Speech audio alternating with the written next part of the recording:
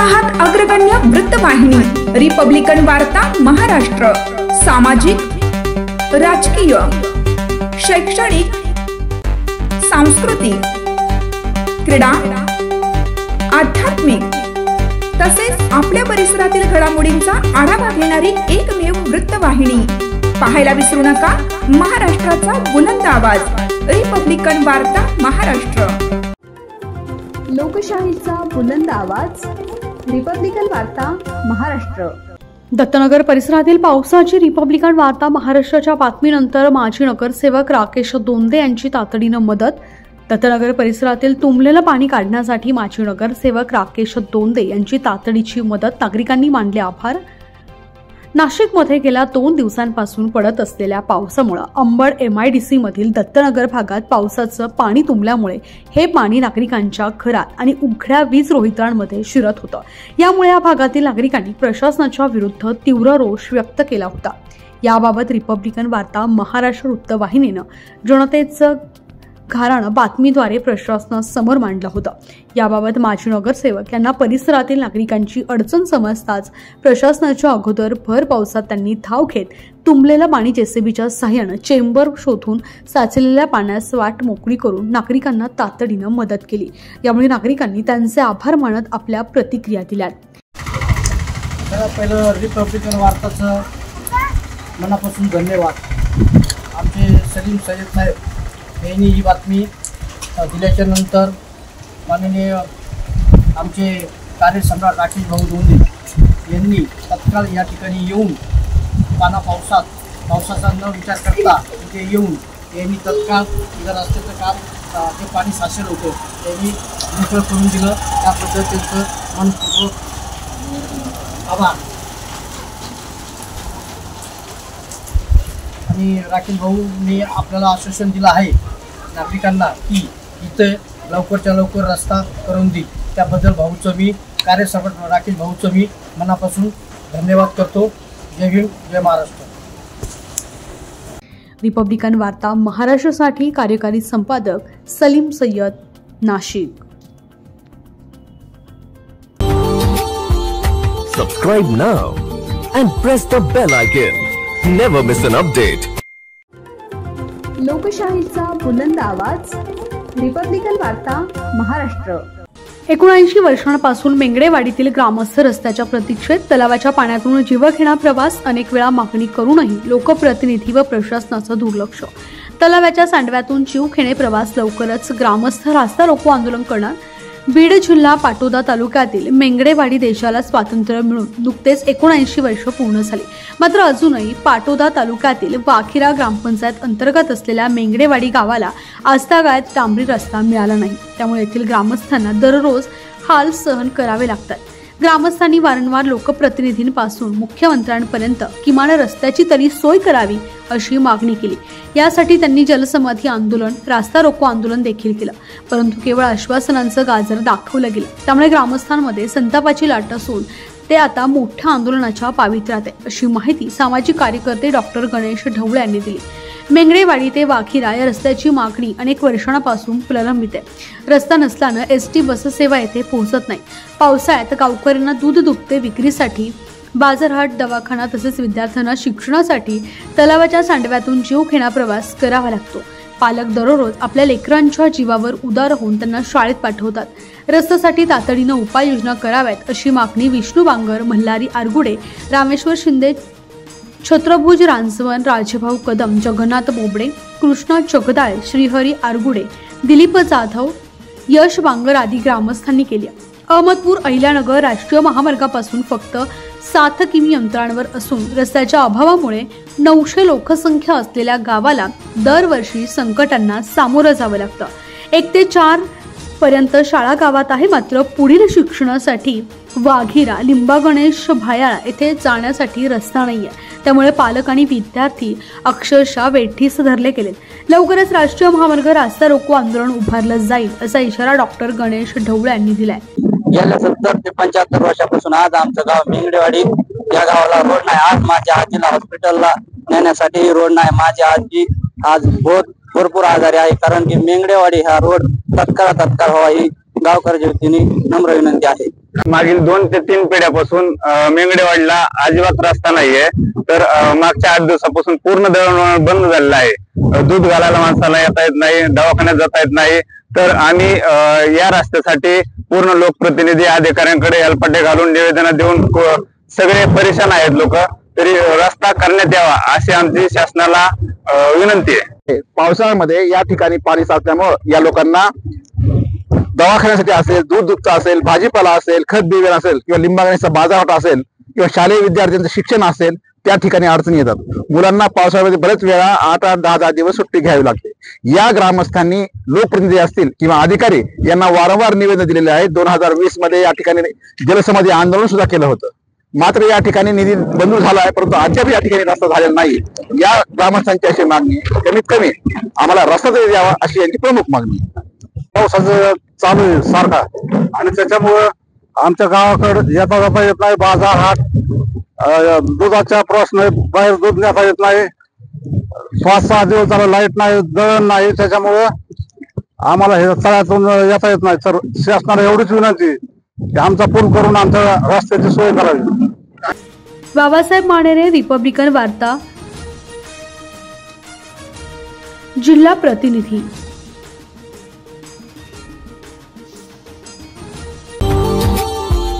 Subscribe now and press the bell icon. Never miss an update. लोकशाहीचा बुलंद आवाज, Republican वार्ता महाराष्ट्र। चाकूर, शिरूर, अनंतपाळ तालुक्यातील नुकसानीची जिल्हाधिकाऱ्यांकडून पाहणी। लातूर जिल्ह्यातील चाकूर व शिरूर, अनंतपाळ तालुक्यात झालेल्या अतिवृष्टीमुळे झालेल्या नुकसानीची जिल्हाधिकारी वर्षा ठाकूर घुगे यांनी आज पाहणी केली। त्यांनी शेतकऱ्यांशी संवाद साधत पिकाच्या झालेल्या हानीची माहिती घेतली। चाकूर तालुक्यातील सेवापूर तांडा शिवारात सखल भागात पाणी साचल्याने शेत जमिनीतील पिकांचे मोठे नुकसान झाले आहे। याची पाहणी करताना जिल्हाधिकाऱ्यांसोबत अहमदपूरचे उपविभागीय अधिकारी मंजुषा लटपटे, तहसीलदार नरसिंह जाधव आणि तालुका कृषी अधिकारी उपस्थित होते। शिरूर, अनंतपाळ तालुक्यातील चामरगा शिवारातील नुकसानीचीही जिल्हाधिकाऱ्यांनी पाहणी केली। यावेळी तहसीलदार किशोर यादव, नायब तहसीलदार श्री कांबळे व अन्य अधिकारी उपस्थित होते। जिल्हाधिकारी ठाकूर घुगे यांनी पंचनामे तातडीने करून एकाही शेतकऱ्याला मदतीपासून वंचित ठेवले जाणार नाही असे आश्वासन दिलं। तसेच ऑगस्ट महिन्यात झालेल्या नुकसानीसाठीची मदत शेतकऱ्यांना तातडीने वाटप करण्याचे निर्देश दिले। रिपब्लिकन वार्ता महाराष्ट्र न्यूजसाठी लातूर जिल्हा प्रतिनिधी Sagir Momin, Latur. Subscribe now and press the bell icon. Never miss an update. लोकशाहीचा बुलंद आवाज, रिपब्लिकन वार्ता महाराष्ट्र। छत्रपती संभाजीनगर ग्रामीण भागात शाळांना सुट्टी, हवामान खात्याचा येलो अलर्ट, जिल्हाधिकाऱ्यांचा निर्णय। छत्रपती संभाजीनगर जिल्ह्यातील ग्रामीण भागात दिनांक 29 सप्टेंबर सर्व शाळा, महाविद्यालय, अंगणवाडी, पूर्व प्राथमिक व प्राथमिक, माध्यमिक आणि उच्च माध्यमिक शाळांना सुट्टी जाहीर करण्यात आली आहे। यावेळी प्रादेशिक हवामान केंद्र मुंबई यांनी दिलेल्या सूचनेनुसार जिल्ह्यात येलो अलर्ट जारी करण्यात आला असून तुरळक ठिकाणी मुसळधार ते अतिमुसळधार पावसाची शक्यता आहे। सद्यस्थितीत जिल्ह्यातील सर्व सिंचन प्रकल्प पूर्ण क्षमतेने भरलेले असून नद्यांमध्ये पाण्याचा विसर्ग सुरू आहे। तसेच काल दिनांक 28 सप्टेंबर रोजी जिल्ह्यातील तब्बल 68 मंडळांमध्ये अतिवृष्टी झाल्याने प्रमुख नद्यांनी इशारा पातळी गाठली आहे। त्यामुळे काही भागात पूरस्थिती निर्माण होण्याचा धोका व्यक्त करण्यात आला आहे।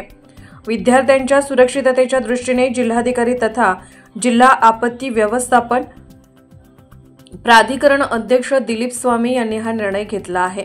ग्रामीण पोलीस अधीक्षक डॉक्टर विनय कुमार राठोड यांनीही या संदर्भात सूचनांची अंमलबजावणी करण्याचे आवाहन केले आहे। यावेळी महानगरपालिका क्षेत्र वगळता ग्रामीण भागातील सर्व शैक्षणिक संस्था बंद राहणार आहेत। मागील काही दिवसापासून वैजापूर, पैठण आणि कन्नड या भागामध्ये अतिवृष्टी सुरू आहे आणि येणारे पुढील काही 2-3 दिवस पुन्हा अजून अतिवृष्टीची संभावना वर्तवली जात आहे। मी आपल्या माध्यमाने सर्व नागरिकांना आवाहन करू इच्छितो की आपण येणाऱ्या 2-3 दिवस अतिशय जागरूक राहणं गरजेचं आहे। कोणत्याही परिस्थितीमध्ये अत्यावश्यक कारण नसल्यास आपण आपल्या घराबाहेर पडू नये। विशेष करून मी विनंती करेन सर्व शेतमजूर शेतकऱ्यांना की आपले जे गुरढोरं आहेत त्यांना आपण मोकळे सोडावे। जेणेकरून गोठ्यामध्ये बांधल्यास त्यांना नंतर जर पाणी अचानकपणे वाढलं तर त्यांच्या जीवितास धोका होऊ शकतो. त्याचबरोबर त्यांना कुठेही नदीपात्राकडे जाऊ देऊ नये. त्याचबरोबर आपल्या मुलांना यांना सुद्धा स्पष्ट आणि सज्जड समज द्यावा की कुठेही अशा ठिकाणी जाऊ नये जेणेकरून त्यांच्या जीवितास धोका होऊ शकतो.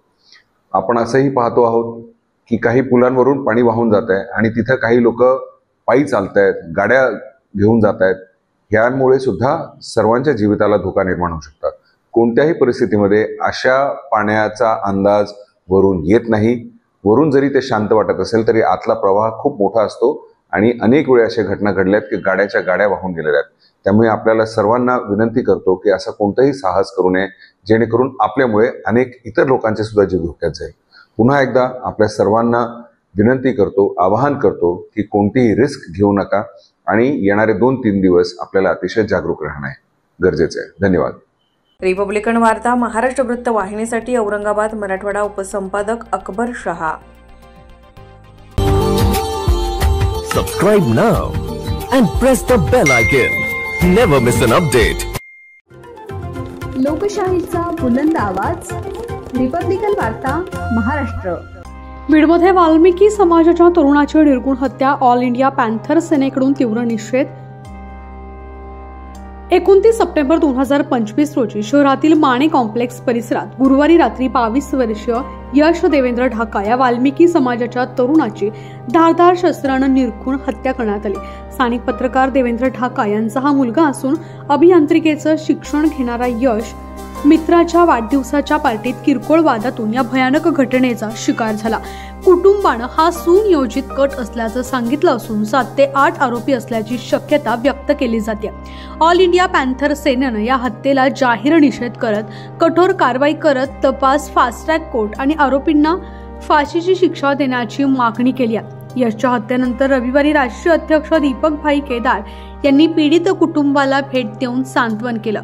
कुटुंबियांनी दीपक भाईंना घटनेची माहिती देताना हा सुनियोजित कट होता, यात अनेक आरोपींचाही समावेश आहे, सर्वांना तात्काळ अटक करावी अशी मागणी केली आहे. यशच्या वडिलांनी सांगितलं की मुलाची हत्या किरकोळ वादाच्या नावाखाली केली असली तरी मागे लपलेल्या षडयंत्राचा तपास व्हायला हवा. कुटुंब सध्या भीतीच्या सावटाखाली असून पोलिसांनी तात्काळ संरक्षण द्यावं असंही त्यांनी आवाहन केलंय. या प्रकरणात IPC कलम 120B गुन्ह्याची सायन अंतर्गत गुन्हा दाखल करण्यात आला असून पोलिसांनी प्राथमिक तपासात एका आरोपीला अटक केली आहे. मात्र CCTV फुटेज आणि साक्षीदारांच्या जबानीवरून आणखीन आरोपींचा शोध सुरू आहे. ऑल इंडिया पॅन्थर सेनेचे महाराष्ट्र प्रवक्ते व बीड जिल्हा अध्यक्ष नितीन सोनवणे यांनी सांगितलं, बीडमध्ये गुन्हेगारी वाढत चालली आहे. पोलिसांची कायद्याची भीतीच राहिली नाही. अशा स्थितीत सध्या शहरात शस्त्रपुरवठा होतोय कुठून, बाहेरील गुन्हेगारी प्रवृत्तींशी याचा संबंध आहे का, अशा अनेक अँगलनं सखोल तपास व्हावा. बीड पोलीस अधीक्षकांनी राजकीय दबावाला बळी न पडता सर्व आरोपींना अटक करावी. वाल्मिकी समाजाचे नेते व छत्रपती संभाजीनगरचे जिल्हाध्यक्ष करणभाई कलियाना म्हणाले की वाल्मिकी समाजावर सतत हल्ले होतात. 8 दिवसांपूर्वी लासलगाव येथे एका वाल्मिकी तरुणाची अशीच हत्या झाली. ही साखळी थांबवण्यासाठी गृहमंत्र्यांनी गांभीर्यानं हा मुद्दा घ्यावा. पॅन्थर सेनेच्या या भेटीत अनिल उजगरे, समाधान बसुटे, वसीम शेख, अमोल गढवे, अविनाश वडमारे, पप्पू आरे, BS मणेरे, राजेश वडमारे, बाबा कांबळे यांच्यासह अनेक कार्यकर्ते उपस्थित होते. सेनेने सर्व आरोपींवर मोक्का अंतर्गत कारवाई, CID, SIT मार्फत चौकशी आणि फास्टॅग कोर्टात खटला चालवण्याची मागणी केली आहे. पीडित कुटुंबाला न्याय मिळेपर्यंत लढा चालू राहील असा निर्धारही व्यक्त करण्यात आलाय. या घटनेमुळे बीड शहरात खळबळ उडाली असून वाल्मिकी समाजातून रोष व्यक्त होत आहे. शुक्रवारी शोकाकुल वातावरणात यशचे अंत्यसंस्कार करण्यात आले. पोलिसांनी तपास वेगवान केल्यास या प्रकरणाचा खरा चेहरा उघड होईल असा विश्वास कुटुंबियांनी व्यक्त केलाय. बीड जिल्ह्यातील यश ढाका या वाल्मिक समाजाच्या तरुणाचं क्रूर हत्याकांड झालेलं आहे. आज मी त्याच्या कुटुंबाची भेट घेतली. त्याचे वडील, त्याचं पूर्ण कुटुंब अस्वस्थ आहे आणि आम्हाला न्याय मिळाला नाही अशी त्यांची भूमिका आहे. या प्रकरणात 7 ते 8 आरोपी असण्याची शक्यता त्यांनी सांगितलेली. त्या अनुषंगाने बीडचे पोलीस अधीक्षक यांनी सखोल चौकशी करावी. ही घटना कशी घडली, या घटनेचे पाळमुळं सर्व या ठिकाणी त्यांनी तपासले पाहिजेत अशी ऑल इंडिया पॅन्थर सेनेची मागणी आहे. गृहमंत्र्यांनी सुद्धा या प्रकरणाची गांभीर्याने दखल घ्यावी. महाराष्ट्रामध्ये वाल्मिक समाज टार्गेट होतोय, हे दुर्दैवी आहे। अशीच घटना लासलगावला घडली आणि ही बीडला सुद्धा घडली। त्यामुळे ऑल इंडिया पॅन्थर सेना मागणी करत आहे की SIT आणि CID मार्फत या प्रकरणाची चौकशी झाली पाहिजे, फास्ट ट्रॅक कोर्टाच्या माध्यमातून आरोपीला फाशी झाली पाहिजे, अशी सुद्धा या ठिकाणी आमची मागणी आहे। बीडमध्ये वाढत चाललेली गुन्हेगारी ही अतिशय चिंताजनक बाब आहे। या तरुणांना शस्त्र कोण पुरवतंय? या बीडच्या तरुणांशी बाहेर राज्यातील बाहेर जिल्ह्यातील काही टोळ्या कनेक्ट आहेत का? त्या अनुषंगाने सुद्धा पोलिसांनी चौकशी केली पाहिजे आणि राज्य सरकारने या संदर्भात सखोल अशी एक दक्षता घेण्याची गरज आहे। बीडचा कायदा व सुव्यवस्था पूर्णपणे बिघडलेला आहे। गृहमंत्र्यांनी याची नोंद घ्यावी, ही सुद्धा मागणी ऑल इंडिया पॅन्थर सेना करत आहे। यात जर न्याय नाही मिळाला तर मात्र तीव्र स्वरूपाचं आंदोलन केल्याशिवाय आम्ही शांत बसणार नाही। रिपब्लिकन वार्ता महाराष्ट्रासाठी प्रतिनिधी Babasaheb Manere, Beed.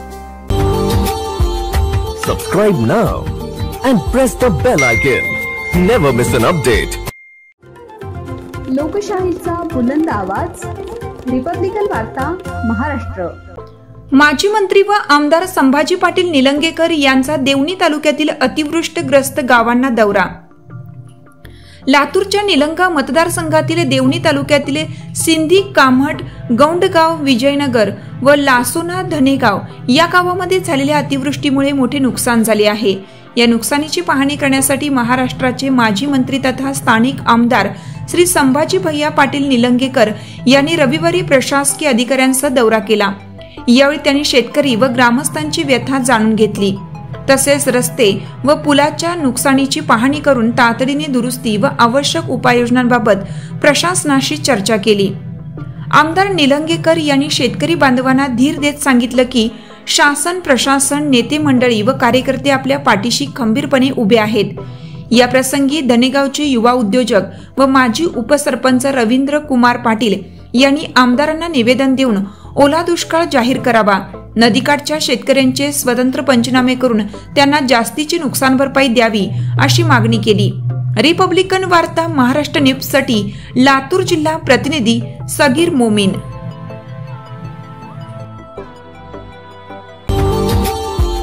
Subscribe now and press the bell icon. Never miss an update.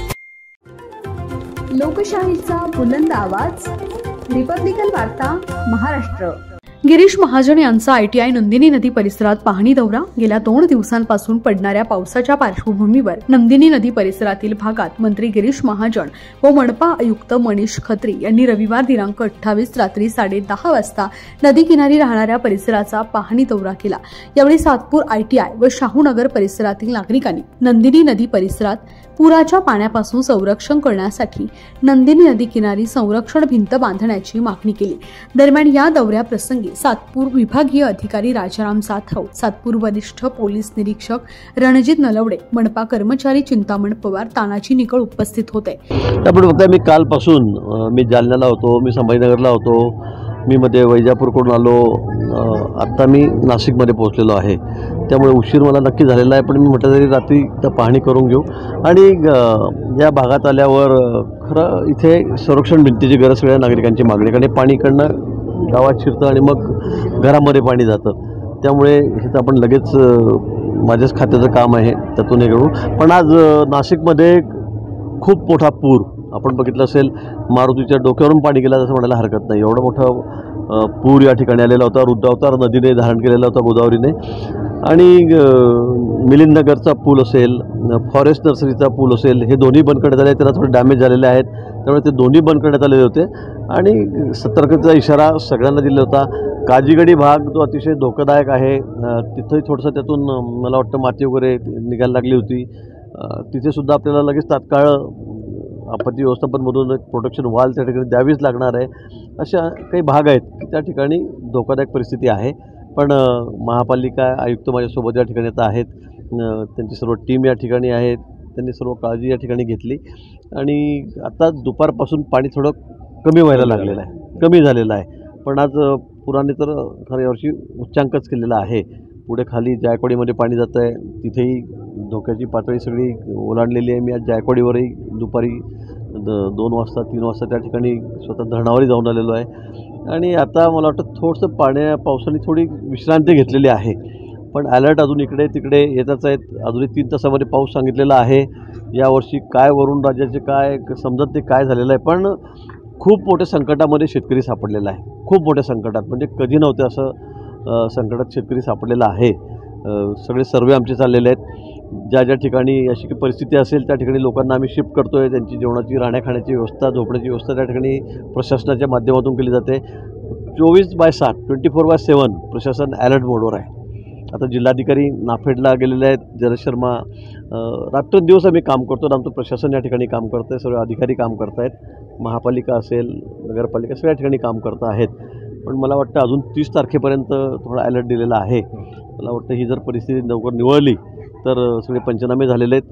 लोकांना सरकारच्या वतीने जी मदत आहे ती आम्ही त्या ठिकाणी करतो आहे, शेतकऱ्यांना करतो आहे आणि माननीय मुख्यमंत्री महोदय अगदी पूर्ण वेळ या सगळ्या गोष्टींकडे लक्ष देऊन आहेत. माननीय आमचे मुख्यमंत्री आहेत, देवेंद्रजी जसे आहेत तसे शिंदेसाहेबही आहेत, दादाही आहेत. आपापल्या भागात सगळे मंत्री, आमदार, खासदार फिरतो आहोत. आम्ही शेतकऱ्यांच्या सगळ्या लोकांच्या सोबत या ठिकाणी काम करतो आहोत. प्रशासन अतिशय अलर्ट मोडवर आहे आणि त्यामुळे मला असं वाटतं की एकदा पाऊस निवळला, मदत द्यायला तर सुरुवात झालेली आहे, पण पाऊस जर मिळाला की शेतीमध्ये अजून पाणी खूप आहे, सगळे खरडून वाहून गेलेले आहेत, अजून नद्या शेतामधूनच वाहत आहेत. त्यामुळे मला वाटतं की हे सगळं थोडंसं शांतता झाली 2-4 दिवसामध्ये पावसाची, की आमचे सगळे अधिकारी पंचनामे करून पंचनामे शासनाकडे की तात्काळ मदत आम्ही त्या ठिकाणी शेतकऱ्यांना करणार आहोत. त्यांची घरं पाण्यात बुडाली आहेत त्यांना करणार आहोत, जनावरं गेली त्यांना करणार आहोत. रिपब्लिकन वार्ता महाराष्ट्र न्यूजसाठी विशेष प्रतिनिधी आनंद Dabhade, Nashik. Subscribe now and press the bell icon. Never miss an update. लोकशाहीचा बुलंद आवाज, रिपब्लिकन वार्ता महाराष्ट्र. जायकवाडी धरणाने धोक्याची पातळी ओलांडली. सर्व 27 दरवाजे 8 फुटाने उघडले. बातमी येते पैठण येथून. सलग 2 दिवसांपासून झालेल्या मुसळधार पावसामुळे जायकवाडी धरण पूर्ण क्षमतेने भरले आहे. त्यामुळे आज दुपारी 3:15 ते 3:30 या वेळेत धरणाचे सर्व 27 दरवाजे प्रत्येक 8 फुटांनी उघडण्यात आले. यावेळी धरणातून गोदावरी नदीपात्रात तब्बल 2,26,000 क्युसेक पाण्याचा विसर्ग सोडण्यात आला. सुरुवातीला धरणाचे आपत्कालीन 9 दरवाजे अर्धा फूट उघडून हळूहळू पाणी सोडण्यात आले. त्यानंतर वाढता पाणी प्रवाह लक्षात घेता सर्व दरवाजे 8 फुटांनी उघडण्याचा निर्णय घेण्यात आला. त्यामुळे पैठण शहरासह गोदाकाठच्या सखल भागातील अनेक गावांमध्ये गोदावरीचे पाणी शिरले आहे.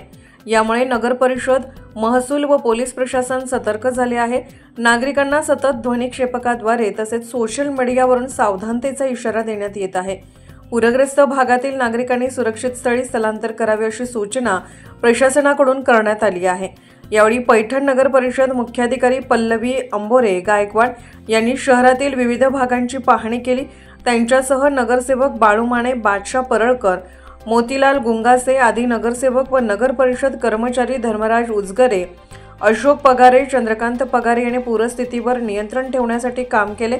दरम्यान धरणातून मोठ्या प्रमाणात सोडण्यात आलेल्या पाण्याचा परिणाम पुढील काही तासात गोदावरी खोऱ्यातील गावांवर दिसून येणार असून प्रशासनाने नदीकाठच्या सर्व नागरिकांना इशारा दिला आहे. रिपब्लिकन वार्ता महाराष्ट्र न्यूजसाठी पैठण प्रतिनिधी Sunil Adsul, Chhatrapati Sambhajinagar. Subscribe now and press the bell icon. Never miss an update. लोकशाहीचा बुलंद आवाज, रिपब्लिकन वार्ता महाराष्ट्र. अनुसूचित प्रवर्गात बंजारा समाजाचा समावेश करावा यासाठी नांदगाव येथे भव्य मोर्चा. मराठा आरक्षणाचा प्रश्न अद्याप प्रलंबित असतानाच बंजारा समाजानेही अनुसूचित जमाती प्रवर्गातून सामावून घेण्याची मागणी तीव्र केली आहे. अखिल भारतीय बंजारा आरक्षण समितीच्या वतीनं नांदगाव येथे 24 सप्टेंबर 2025 रोजी बुधवारी भव्य दिव्य मोर्चाचं आयोजन करण्यात आलं. जुन्या तहसील कार्यालयापासून सुरुवात झालेल्या या मोर्चामध्ये नांदगाव तालुक्यातील दुर्गम भागातून आलेले हजारो बंजारा बांधव सहभागी झाले. महिलांनी पारंपरिक बंजारा वेशभूषा धारण करून उपस्थिती लावली होती. प्रशासकीय संकुलात पोहोचल्यावर मोर्चाचे रूपांतर सभेत झाले. एन.के. राठोड, विष्णू चव्हाण, उमेश मोरे, ममराज राठोड, ॲडव्होकेट किरण जाधव आदींनी भाषणे करताना म्हटलं की हैदराबाद गॅझेटियरच्या आधारे मराठा समाजाचा कुणबी प्रवर्गात समावेश झाला. त्याचप्रमाणे बंजारा समाजाचाही अनुसूचित जमातीत समावेश व्हावा। डोंगर दऱ्यातील हालाकीच्या परिस्थितीत जगणाऱ्या या समाजाला आजवर राजकीय व सामाजिक प्रतिनिधित्व न मिळाल्यामुळे तो मागे पडला आहे। त्यामुळे 35 वर्षापासूनची जुनी मागणी पूर्ण करून हैदराबाद गॅझेटियर लागू करण्यात यावं अशी मागणी यावेळी झाली। या मोर्चा दरम्यान निवेदन तहसीलदार सुनील सौदाणे यांना सादर करण्यात आलं असून ते मुख्यमंत्र्यांकडे पाठवावे अशी मागणी करण्यात आली। यावेळी डॉक्टर प्रकाश चव्हाण, वसंत राठोड, समाधान चव्हाण, पवार, उमेश राठोड, भाऊसाहेब चव्हाण, जाधव, रमेश दळवी, रवी राठोड, सीताराम राठोड, भास्कर चव्हाण, नारायण पवार, शेवंता राठोड, नंदा मथुरे यांच्यासह हजारो समाज बांधव उपस्थित होते। आम्ही महाराष्ट्रामध्ये विमुक्त जाती विजामध्ये येतो। आम्ही या देशात 5 राज्यांमध्ये आम्ही एसटी मध्ये याच मागणीच्या धर्तीवर नुकताच शासनाने जो 2/9चा GR काढला त्या स्पष्ट दिले की हैदराबाद गॅजेटनुसार की बंजारा समाज बांधव हा एसटी प्रवर्गात मोडतो। त्याच गॅजेटचा आधार घेऊन आम्ही आज या महाराष्ट्राबरोबर जिल्ह्यात तालुक्यात मोर्चे काढतो। या माध्यमातून सांगू इच्छितो मी सरकारांना की लवकरात लवकर बंजारा समाज बांधवाची दखल घेऊन आम्हाला एसटी प्रवर्ग त्यांनी आरक्षण द्यावं एवढीच मागणी करतो या ठिकाणी। यासाठी आज मोठ्या संख्येने आमचा समाज बांधव या ठिकाणी उपस्थित झाला, त्याबद्दल मी त्यांचा आभार मानतो। थांबतो। जय शिवलाल, जय महाराष्ट्र। आपले नाव? मी NK राठोड। रिपब्लिकन वार्ता महाराष्ट्र न्यूजसाठी नांदगाव प्रतिनिधी मुक्ताराम बागुल, नाशिक।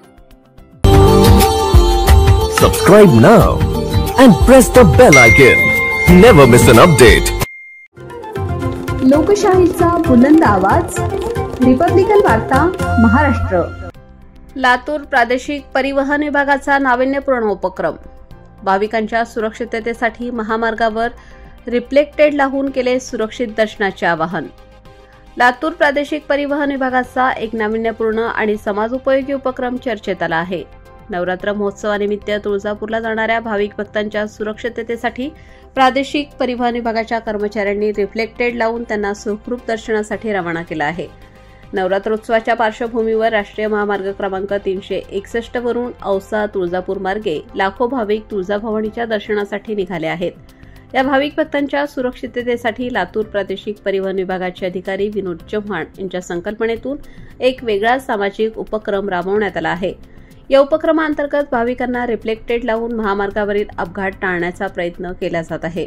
आतापर्यंत तब्बल 50 ते 60 हजार भाविकांना रिफ्लेक्टेड लावून सुखरूप दर्शनासाठी रवाना करण्यात आला आहे।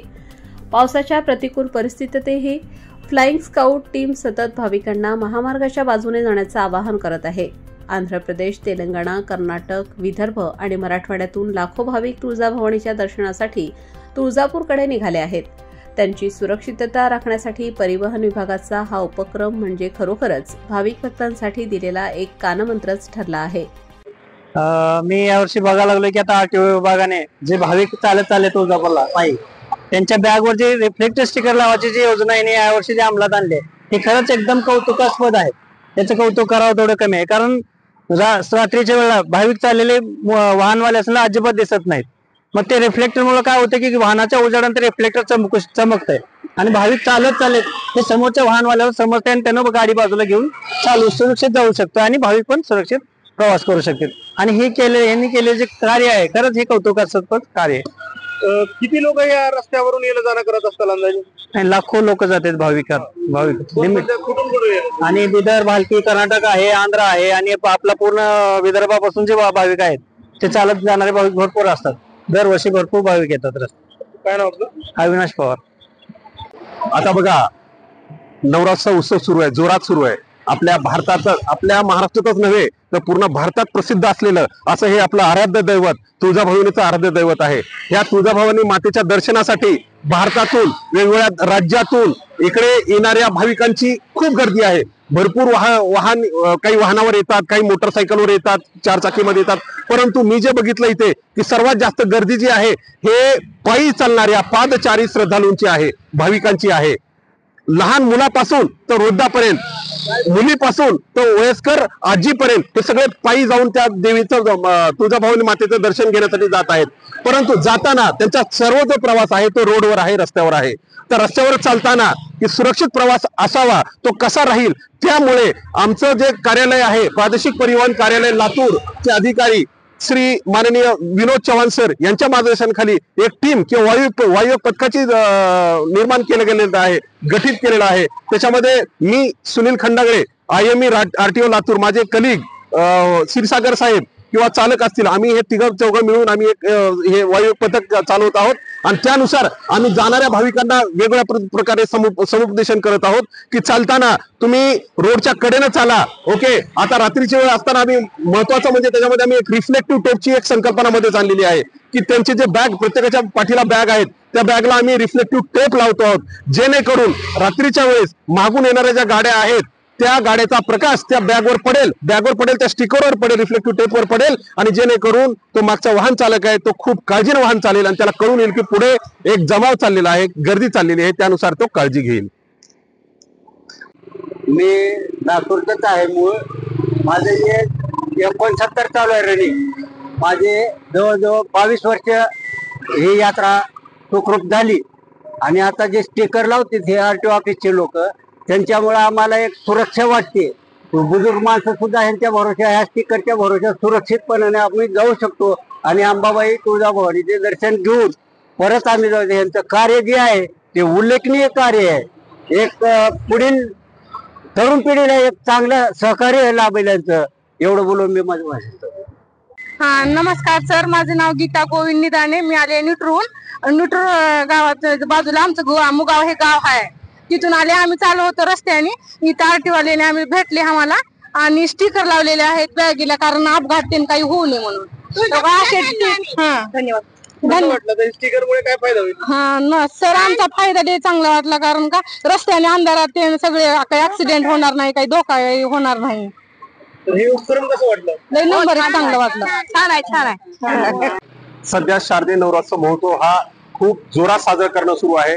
आपल्या महाराष्ट्रातच नव्हे तर सलगच्या कर्नाटक असेल, आंध्र प्रदेश असेल, अलग अलग राज्यातून, वेगवेगळ्या राज्यातून लोक पायी भक्तिभावाने तुळजापूरच्या तुळजाभवानीच्या दर्शनासाठी जात आहेत.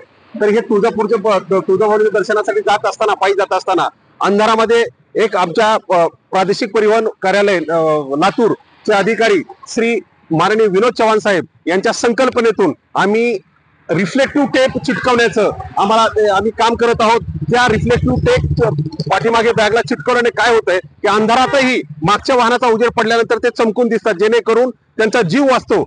आणि अशा पद्धतीने आम्हाला इतका चांगला प्रतिसाद भेटलेला आहे लोकांचा, पूर्ण भाविकांचा. जवळजवळ या 3 दिवसात 50 ते 60 हजार जणांनी याचा फायदा घेतला. आम्ही ते स्टिकर्स लावलेत आणि या पुढेही असाच उपक्रम चालू राहील आणि आमची जी रस्ता सुरक्षेची जी जबाबदारी आहे आम्ही अशीच तन मन धनाने आम्ही पार पाडत राहू. कशा पद्धतीचं लोकांना आवाहन करत येतो? मी असं आवाहन करत आहे की त्यांनी जाताना सुरक्षित जावं, रस्त्याच्या कडेनं चालावं, मोबाईलवर जास्त गोंधळ न करता सुरक्षित एका साईडनं चालावं, हे आम्ही प्रत्येकाला आवाहन करत होतो. सुरक्षितपणे त्यांच्या गावून जसे गेलेत तसे त्यांच्या गावी सुरक्षितपणे जातील असा आम्हाला विश्वास आहे. नाव काय सर आपलं? मी सुनील खंडागळे, IME रिपब्लिकन वार्तासाठी लातूर जिल्हा प्रतिनिधी Sagir Momin. Subscribe now and press the bell icon. Never miss an update. लोकशाहीचा बुलंद आवाज, रिपब्लिकन वार्ता महाराष्ट्र. ST प्रवर्गाचे स्वतंत्र आरक्षण द्यावे, अन्यथा हे पांढरे वादळ मुंबईत धडकेल. बंजारा समाजाने कायदेशीर लढून ऊर्जा कायम तेवत ठेवा. प्राध्यापक संदेश चव्हाण. महाराष्ट्रातील बंजारा जमातीला हैदराबाद गॅझेट व CP अँड बेरार प्रोव्हिन्समध्ये उल्लेख केल्याप्रमाणे स्वतंत्र अनुसूचित जमातीचे आरक्षण लागू करावे अशी मागणी बंजारा आरक्षण कृती समितीने मुख्यमंत्री देवेंद्र फडणवीस यांच्याकडे केली आहे. सदर मोर्चा स्वर्गीय सुधाकरराव नाईक पुतळा स्मारकापासून ते आसेगावकर पेट्रोल पंप येथे मोर्चाची समारोपीय सभा घेण्यात आली. कृती समितीच्या वतीने सांगण्यात आले की आंध्र प्रदेश व तेलंगणा या राज्यांमध्ये बंजारा समाजाला अनुसूचित जमातीचे आरक्षण मिळते. भाषावार प्रांतरचनेनंतर आंध्र प्रदेशातून महाराष्ट्रात आलेल्या नांदेड, परभणी, छत्रपती संभाजीनगर, उस्मानाबाद, बीड, जालना, लातूर व हिंगोली या जिल्ह्यातील बंजारा जमातीस पूर्वी अनुसूचित जमातीचे आरक्षण लाभत होते. तसेच CP अँड बेरार प्रोव्हिन्समधील जिल्ह्यांमध्येही बंजारा जमातीला आदिवासीचे आरक्षण मिळत होते. प्राध्यापक संदेश चव्हाण यांनी बोलताना असेही नमूद केले की विविध आयोगांनी बंजारा समाज हा संवैधानिक आरक्षणास पात्र असल्याचे स्पष्टपणे शिफारस केलेली असतानाही आजपर्यंत या समाजाला अनुसूचित जमातीचे आरक्षण मिळालेले नाही. परंतु आदिवासींच्या विद्यमान आरक्षणाला बाधा न आणता बंजारा समाजाला स्वतंत्र अनुसूचित जमातीचे आरक्षण लागू करावे, अन्यथा तीव्र आंदोलनाचा इशारा यावेळी देण्यात आला। या मोर्चाला गोरसेनेचे राष्ट्रीय अध्यक्ष प्राध्यापक संदेश चव्हाण याडीकर, पंजाब चव्हाण, प्राध्यापक संजय चव्हाण, राजू सिंग नाईक, आयुषी राठोड इत्यादींनी संबोधित केले। तर मोर्चाचे सूत्रसंचालन प्राध्यापक उल्हास चव्हाण तर आभार जय राठोड यांनी केले। कार्यक्रमाची सुरुवात संविधान उद्देशिका वाचून केली तर समारोप राष्ट्रगीताने झाला। सदर मोर्चाला पोलिसांचा तगडा बंदोबस्त ठेवण्यात आला होता। आमदार आहे, हा शासनावाला आमदार आहे आणि म्हणून या बीजेपी शासनाला मी सांगू इच्छितो की तुमचा हा आमदार तुमच्या इशाऱ्यावर तर बोलत नाही ना। जर हा आमदार तुमच्या इशाऱ्यावर बोलत असेल तर या तमाम महाराष्ट्रातील गोर बंजाराला मी सांगू इच्छितो की हे सरकार आपल्यामध्ये जातीय तेढ निर्माण करण्याचं काम करत आहे। यांना देखील वेळ पडली तर धडा शिकवण्याचं काम आपल्याला करावं लागेल। आणि म्हणून या बीजेपी शासनातील या आमदाराच्या वतीने या आमदारासाठी मी सांगतो की त्यांनी जे वक्तव्य केलं त्याची जाहीर माफी त्यांनी मागावी, अन्यथा समाज जर पेटला तर तू काय उपटतो आम्ही तुमची उपटून टाकू, लक्षात घे।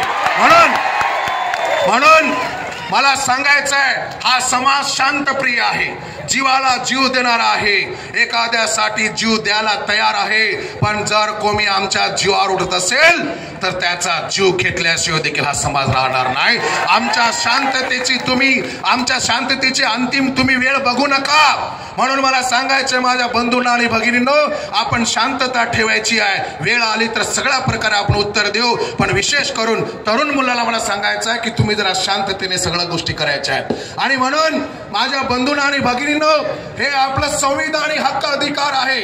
आपण कुणाला भीक मागत नाहीये, आपण आपल्या हक्काचं मागतोय।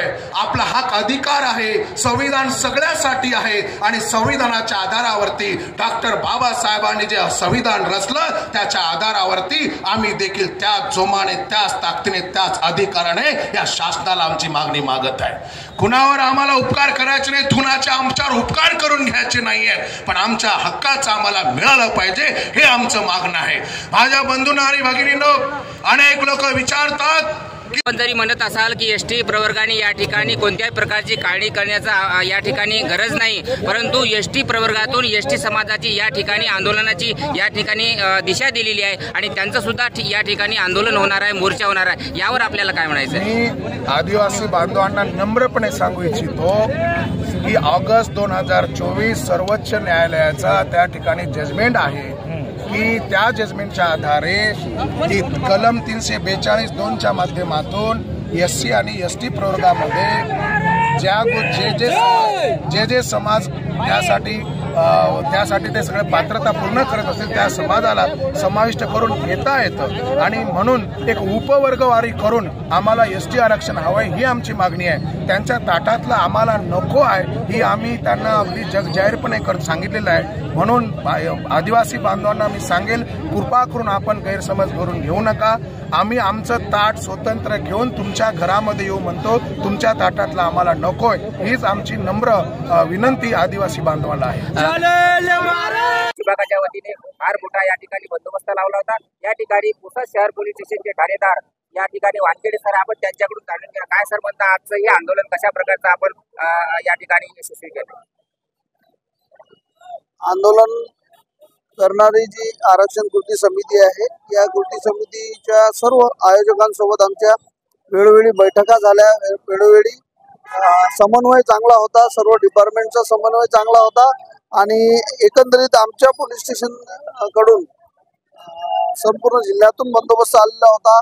2 SRPFचे प्लाटून होते, 4 स्ट्रायकिंग फोर्स होते, 2 RCP पथक होते आणि 26 अधिकारी, 185 अंमलदार, 86 होमगार्ड अशा प्रकारचा पुरेसा बंदोबस्त आम्ही चोखपणे पार पाडला, त्यामुळे कोणताही अनुचित प्रकार घडला। रिपब्लिकन वार्ता न्यूज महाराष्ट्रासाठी Vidarbha उपसंपादक Rajesh Dhole, Yavatmal. Subscribe now and press the bell icon. Never miss an update. लोकशाहीचा बुलंद आवाज, रिपब्लिकन वार्ता महाराष्ट्र। इंदिरानगरात अल्पवयीन मुलांकडून 4 ते 5 वाहनांच्या काचा फोडल्या। दिनांक 24 सप्टेंबर 2025 रोजी रात्री 11:30च्या सुमारास राजीवनगर परिसरात 4 ते 5 अल्पवयीन मुलांनी वाहनांच्या काचा फोडून दहशत माजवण्याचा प्रयत्न केला। या घटनेमुळे स्थानिक नागरिकांमध्ये भीतीचे वातावरण निर्माण झालं होतं। स्थानिक नागरिकांनी सांगितलं की या परिसरात दारूच्या आहारी गेलेल्या तरुणांकडून वारंवार अशा घटना घडत असून पोलीस गस्त वाढवण्याची गरज आहे। या घटनेची माहिती मिळताच इंदिरानगर पोलीस ठाण्याचे वरिष्ठ निरीक्षक तृप्ती सोनवणे व त्यांचे सहकारी घटनास्थळी दाखल झाले। पोलिसांनी 2 ते 3 अल्पवयीन मुलांना ताब्यात घेतलं। या प्रसंगी हिंदू जनसंपर्क कार्यालयाचे सागर देशमुख यांनी घटनास्थळी धाव घेऊन नागरिकांना धीर दिला। घटनेनंतर स्थानिक नागरिकांनी तत्पर कारवाईबद्दल इंदिरानगर पोलीस स्टेशनचं कौतुक केलं। रिपब्लिकन वार्ता महाराष्ट्रासाठी शहर प्रतिनिधी विवेक बनकर, Nashik. Subscribe now and press the bell icon. Never miss an update. लोकशाहीचा बुलंद आवाज, रिपब्लिकन वार्ता महाराष्ट्र। नांदगाव तालुक्यातील पूर्व भागात बोलठाण परिसरात रस्त्यांचा विकास, रस्त्यात खड्डे की खड्ड्यात रस्ते। नाशिक जिल्ह्यातील नांदगाव तालुक्यातील पूर्व भागातील बोलठाण परिसरात रस्त्यांची दुरावस्था पाहता रस्त्यात खड्डे की खड्ड्यात रस्ता हेच ओळखणे कठीण झाले आहे। एवढ्या मोठ्या प्रमाणावर झालेला विकास हेच बोलठाण परिसरातील रस्त्यांचे ज्वलंत उदाहरण असल्याची चर्चा नागरिकांमध्ये सुरू आहे। याबाबत सविस्तर वृत्त असे की घाटमाथ्यावर वसलेल्या बोलठाण परिसरात अनेक रस्त्यांची बिकट अवस्था झाली असून सार्वजनिक बांधकाम उपविभाग नांदगाव याकडे पूर्णपणे दुर्लक्ष झाल्याचे स्थानिक नागरिक सांगत आहेत। नांदगाव बोलठाण मार्गे छत्रपती संभाजीनगर हा मुख्य रस्ता मोठ्या प्रमाणावर वाहतुकीसाठी वापरला जातो। बोलठाण येथील कृषी उत्पन्न उपबाजारामुळे येथे वाहनांची सतत वर्दळ असते। त्यातच पावसाळ्यामुळे रस्त्यांतील खड्ड्यांनी दैन्यदशा ओढावली आहे। बोलठाणपासून रोहिले बुद्रुक, खामगाव, खारीगृहत, लघुसिंचन तलाव या मार्गावरील रस्त्यांची अवस्था तर अत्यंतच दयनीय आहे। वाहन चालकांना मोठ्या अडचणींचा सामना करावा लागत असून तातडीच्या प्रसंगी रुग्णांना वेळेत दवाखान्यात पोहोचवणे अशक्यप्राय झाले आहे। 15 मिनिटांचा प्रवास आता अर्धा ते 1 तास घेत असल्याने नागरिक संतप्त झाले आहेत। या रस्त्यांची दुरावस्था तातडीने लक्षात घेऊन बोलठाण, रोहिले, बुद्रुक, खारीगृहत, लघुसिंचन तलावापर्यंतचा मार्ग सार्वजनिक बांधकाम विभाग व लोकप्रतिनिधींनी तात्काळ दुरुस्त करावा अशी जोरदार मागणी नागरिकांकडून होत आहे। रिपब्लिकन वार्ता महाराष्ट्र न्यूजसाठी नांदगाव प्रतिनिधी Muktaram Bagul, Nashik. Subscribe now and press the bell icon. Never miss an update. लोकशाहीचा बुलंद आवाज, रिपब्लिकन वार्ता महाराष्ट्र। नांदगाव तहसील कार्यालयावर आदिवासींचा मोर्चा, बोगस हटाव आदिवासी बचाव। विविध मागण्यांचे तहसीलदार सुनील सेंदाणे यांना निवेदन सादर। सकल आदिवासी समाजाच्या वतीने बोगस हटाव आदिवासी बचाव असा भव्य मोर्चा नांदगाव तहसील कार्यालयावर काढण्यात आला। या मोर्चात आदिवासी बांधव, महिला व युवकांनी उत्स्फूर्त सहभाग घेतला। मोर्चाच्या शेवटी तहसीलदार सुनील सेंदाणे यांना आंदोलकांच्या वतीने निवेदन देण्यात आले। या निवेदनात बंजारा व धनगर समाजासह इतर समाजाला आदिवासी एसटी प्रवर्गात समाविष्ट करू नये, एसटी बी वर्गीकरण होऊ नये, तसेच यासाठी शिफारस करणाऱ्या आमदार खासदारांवर लोकप्रतिनिधी कायद्यानुसार कारवाई करावी अशी मागणी करण्यात आली। या रॅली दरम्यान जय संविधान, जय आदिवासी, जय जोहार अशा घोषणांनी परिसर दणाणून गेला। समाजातील ज्येष्ठ कार्यकर्ते, महिला व विद्यार्थी मोठ्या संख्येने सहभागी झाले होते। आदिवासी बांधवांच्या हक्कांसाठी एकजूट दाखवत या रॅलीचे आयोजन करण्यात आले। यावेळी नांदगाव पोलीस स्टेशनचे पोलीस निरीक्षक दिगंबर भदाणे यांनी चोख बंदोबस्त ठेवला।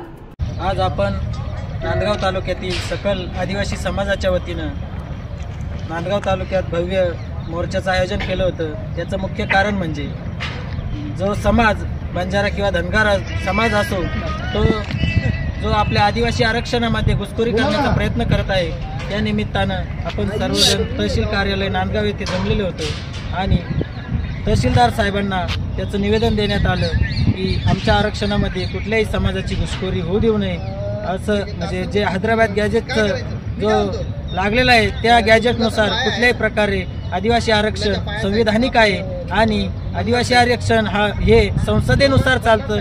ते कुठल्याही राज्य शासनाच्या किंवा कुठल्याही संस्थेला बळी न पडता दान दबावात न येऊन। रिपब्लिकन वार्ता महाराष्ट्र न्यूजसाठी नांदगाव प्रतिनिधी Muktaram Bagul, Nandgaon. Subscribe now and press the bell icon.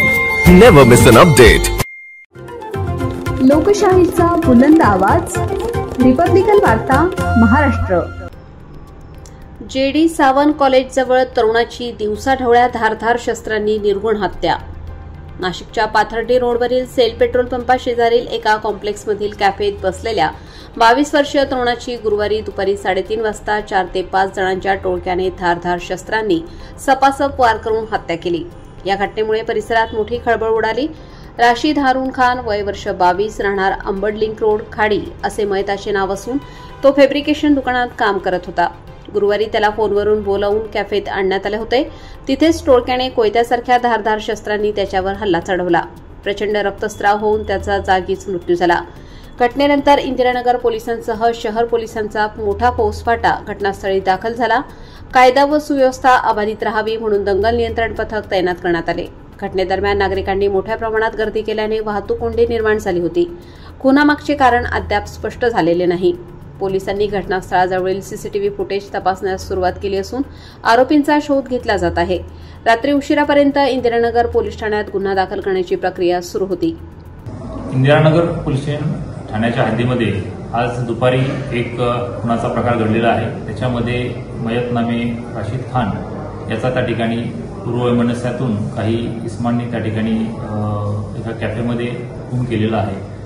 सदरची माहिती मिळताच तात्काळ आम्ही स्वतः तसेच क्राईम ब्रांच आणि लोकल पोलीस स्टेशनच्या सर्व टीम्सने त्या ठिकाणी वेगवेगळ्या ठिकाणी सर्च ऑपरेशन राबवून सदर गुन्ह्याच्या अनुषंगानं एकूण 6 आरोपितांना त्या ठिकाणी ताब्यात घेतलेलं आहे आणि सदर गुन्ह्याच्या अनुषंगानं गुन्हा दाखल करणे तसेच आरोपितांना अटक करणे व इतर पुढील जी काही कायदेशीर प्रक्रिया आहे ती त्या ठिकाणी सुरू आहे. आमचं समस्त नागरिकांना आव्हान आहे की आपण कुठल्याही प्रकारच्या अफवांवर विश्वास ठेवू नये व पोलीस प्रशासनाला सहकार्य करावे.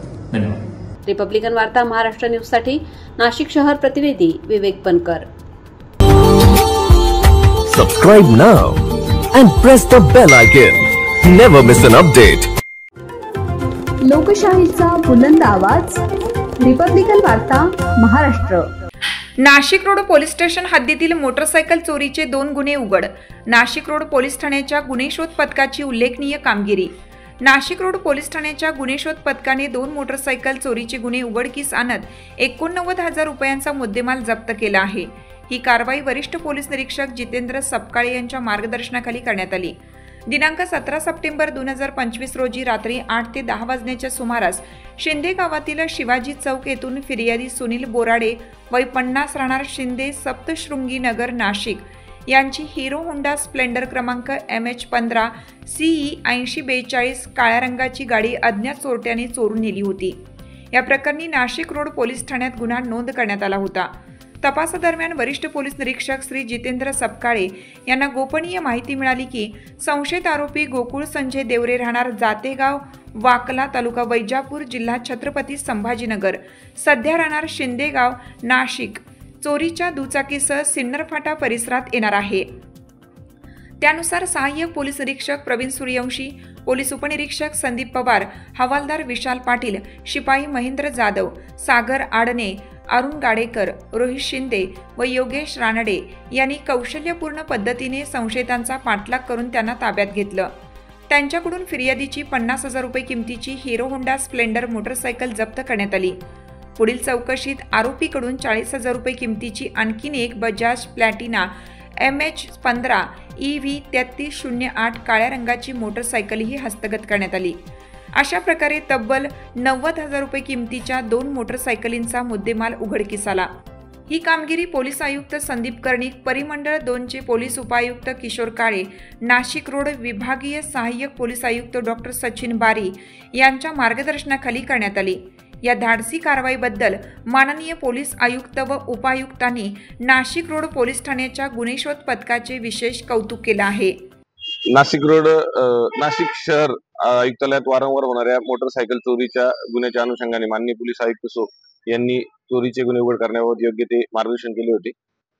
त्याबाबत माननीय पोलीस उपायुक्त परिमंडळ 2 काळे सर आणि ACP सचिन बारी सर यांच्या मार्गदर्शनाखाली नाशिक रोड पोलीस स्टेशन येथे कार्यरत असताना असणारे गुन्हे शोध पथकास माननीय वपोनी जितेंद्र सपकाळे यांनी सांगितले की सिन्नर फाटा या ठिकाणी गोकुळ देवरे नावाचा इसम जो आहे तो एक चोरीची मोटरसायकल विक्री करण्यासाठी येणार आहे अशी माहिती दिली. त्याबाबत योग्य ती मार्गदर्शन करून आमची टीम रवाना केली. तर टीम सोबत आम्ही सर्व गुन्हे शोध पथकातील पोलीस हवालदार पाटील, सागर आडणे, महेंद्र जाधव, रोहित शिंदे, योगेश रानडे असे जाऊन त्याला ताब्यात घेऊन त्याच्याकडे विचारपूस केली असता त्याच्या ताब्यातील गाडी ही नाशिक रोड पोलीस ठाण्याकडील दाखल गुन्हा नोंद क्रमांक 461/25 प्रमाणे गुन्हा दाखल मधली चोरीची गाडी असल्याचे निष्पन्न झाले. त्यामुळे ती गाडी जप्त करून त्याच्याकडे त्याला ताब्यात घेऊन त्याला अटक केली. त्याच्याकडे केलेल्या तपासात त्याने आणखी एक प्लाटिना गाडी देखील मसरूळ पोलीस स्टेशन हद्दीतून चोरी केल्याची कबुली दिली. दोन्ही गाड्या जप्त केलेल्या आहेत व त्याला मान्य न्यायालयात हजर करून पुढील कारवाई करत आहोत. रिपब्लिकन वार्ता महाराष्ट्र न्यूजसाठी विशेष प्रतिनिधी अनिल केदारे, Nashik. Subscribe now and press the bell icon. Never miss an update. लोकशाहीचा बुलंद आवाज, रिपब्लिकन वार्ता महाराष्ट्र. सर्व निकष बाजूला ठेवून शेतकऱ्यांना सरसकट मदत, दिवाळीपूर्वी मदतीचे वितरण. मुख्यमंत्री फडणवीस. टंचाई काळातील उपाययोजना अतिवृष्टीतही लागू करणार. राज्यात अनेक भागात ढगफुटी सदृश्य पाऊस झाल्याने नद्यांना पूर आला असून पिकांचे मोठे नुकसान झाले आहे. अनेक शेतजमिनी खरडून गेल्या आहेत. या संकट काळात राज्य शासन शेतकऱ्यांच्या पाठीशी खंबीरपणे उभे आहे. सर्व निकष बाजूला ठेवून नुकसानग्रस्त शेतकऱ्यांना सरसकट मदत दिली जाणार असून दिवाळीपूर्वीच ती वितरित करण्यात येईल अशी ग्वाही मुख्यमंत्री देवेंद्र फडणवीस यांनी दिली. मुख्यमंत्री फडणवीस यांनी औसा तालुक्यातील उजनी व निलंगा तालुक्यातील औराद शहाजानी भागातील अतिवृष्टी व पूरग्रस्त भागांची पाहणी केली. यावेळी त्यांनी थेट शेतकऱ्यांशी संवाद साधून नुकसानीची माहिती घेतली. त्यांनी सांगितलं की टंचाई काळात राबवल्या जाणाऱ्या उपाययोजना अतिवृष्टी व पूर परिस्थितीतही लागू केल्या जातील. याचबरोबर मुख्यमंत्री फडणवीस यांनी विकास कामांच्या मंजुरीचीही घोषणा केली. उजनी येथे तेरणा नदीवरील पुलाचे तसेच गावाला जोडणाऱ्या रस्त्याचे काम मंजूर झालं आहे. तर औरा शहाजानी येथे पूर संरक्षक भिंत उभारण्याबरोबरच बॅरेजचीही कामे हाती घेण्यात येणार आहेत. या पाहणी दौऱ्यात जलसंपदा व आपत्ती व्यवस्थापन मंत्री गिरीश महाजन, सार्वजनिक बांधकाम मंत्री व लातूर जिल्ह्याचे पालकमंत्री शिवेंद्रसिंहराजे भोसले, खासदार ओमप्रकाश राजे निंबाळकर, आमदार अभिमन्यू पवार, आमदार संजय बनसोडे, आमदार रमेश कराड, आमदार राणा जगजितसिंह पाटील, आमदार कैलास पाटील, माजी आमदार बसवराज पाटील, जिल्हाधिकारी वर्षा ठाकूर घुगे, पोलीस अधीक्षक अमोल तांबे हे उजनी येथे उपस्थित होते. औरा शहाजानी येथे झालेल्या बैठकीत पालकमंत्री शिवेंद्रसिंह राजे भोसले, आमदार संभाजी पाटील निलंगेकर, विभागीय आयुक्त पापळकर, जिल्हा परिषदेचे मुख्य कार्यकारी अधिकारी राहुल मीना, बीड पाटबंधारे प्रकल्प मंडळाचे अधीक्षक अभियंता IM चिश्ती आदी मान्यवर सहभागी झाले होते. निलंगा तालुक्यात आलो आहे. औरादमध्ये मी या ठिकाणी आलो आहे. इथे मोठ्या प्रमाणात दोन नद्यांचा जो संगम आहे, मांजरा आणि तेरणा, त्याच्यामुळे जी काही मांजरा नदी आलेली आहे आणि तेरणा नदी आली आहे यांचा जिथे कॉन्फ्लुएन्स होतो त्या ठिकाणी बॅकवॉटर मोठ्या प्रमाणात जमा होत आहे आणि ते आउटफ्लँक होत आहे आणि त्यामुळे या सगळ्या गावात पूर्ण पाणी शिरतं आणि विशेषतः शेतकऱ्यांना पूर्ण कंप्लीट त्यांची जी शेती आहे ती पाण्याखाली गेलेली आहे. म्हणजे आपण स्वतःही पाहू शकतो की मोठ्या प्रमाणात सगळं पाणीच त्या ठिकाणी दिसतं आहे. म्हणजे एकीकडे पिकाचं तर नुकसान आहेच, पण जमीन वाहून चाललेली आहे, खरडून चाललेली आहे, अशा ती परिस्थिती आहे. सगळ्या प्रकारची मदत तर सरकारच्या वतीने करणारच आहोत, पण आता इथला प्रश्न देखील आम्ही समजून घेतलेला आहे. याच्यामध्ये काही बॅरेजेसचे कामं आपल्याला करावी लागतील, कारण अलीकडच्या काळात आपण पाहतोय की अशा प्रकारचे इव्हेंट्स वाढत आहेत. म्हणजे पाऊस जो आहे हा महिन्याभराचा 3 दिवसात पडतो आणि मग एकदम डिस्चार्ज जो आहे हा खूप मोठ्या प्रमाणात वाढतो आणि मग अशा वेळी ज्यावेळी दोन नद्या एकत्रित येतात त्यावेळी एका नदीच्या फ्लोमुळे दुसऱ्या नदीचा फ्लो वाढतो आणि मग ते पाणी आतमध्ये येतं. आणि म्हणून त्या ठिकाणी काही बॅरेजेस आता सुचवलेले आहेत आपले संभाजी पाटील निलंगेकरांनी, ते आम्ही तयार करणार आहोत. आणि एक आपल्याला पूर संरक्षक भिंत देखील या भागामध्ये बांधावी लागेल, तरच आपण इथल्या शेतकऱ्यांना आणि गावकऱ्यांना त्या ठिकाणी मदत करू शकू.